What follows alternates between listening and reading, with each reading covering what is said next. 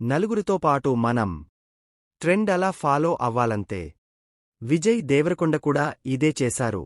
ప్రస్తుతమున్న trend అలా follow అయిపోయారు. Gun పట్టి బాక్సాఫీస్ను పేల్చేయడానికి వచ్చేశారు. ఈయన కింగ్డమ్కు ఎలాంటి రెస్పాన్స్ వస్తుంది? చెప్పినట్లుగానే విజయ్ దండయాత్ర చేయబోతున్నారా? సరికొత్త సామ్రాజ్యం సృష్టించబోతున్నారా? హిట్టు ఫ్లాపులతో పనిలేదు. ఓపెనింగ్స్ పరంగా విజయ్ దేవరకొండ ఎప్పుడూ క్రౌడ్ పుల్లరే. మనోడికి సరైన సినిమా పడిన రోజు బాక్సాఫీస్ షేక్ అయిపోతుంది. తాజాగా కింగ్డమ్ సినిమాతో మరోసారి అదే చేసి చూపించారు రౌడీ హీరో. ఈ సినిమాకు అన్ని చోట్ల నుంచి అదిరిపోయే టాక్ వచ్చేసింది.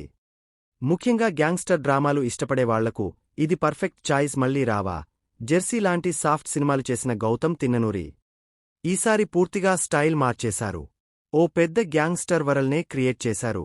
విజయ్ చెప్పినట్లు ఇది నిజంగానే గౌతమ్స్ కింగ్డమ్.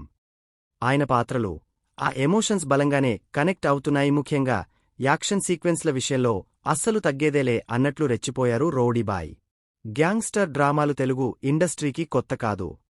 కానీ తనదైన రైటింగ్తో కింగ్డమ్ను ప్రత్యేకంగా మార్చారు గౌతమ్ తిన్ననూరి.